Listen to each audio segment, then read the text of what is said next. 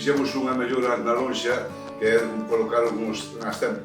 paneles de placas solares para... Estábamos xusto no momento en que subeu a enerxía, estaba o consumo moi alto, entón no fabriquín de SEO tiñaba moito pola enerxía eléctrica, entón puximos poñer as placas solares por colaboración do GAL, e efectivamente o resultou un beneficio moi grande, sobre todo no consumo eléctrico, porque todo isto que nos fai é consumir menos enerxía da rede e traballar máis enerxía da nosa produción. Aquí o sol é o que hai, moitas veces non o hai, pero bueno, se nota na factura da luz, hemos baixado casi a un 25% da factura enerxética.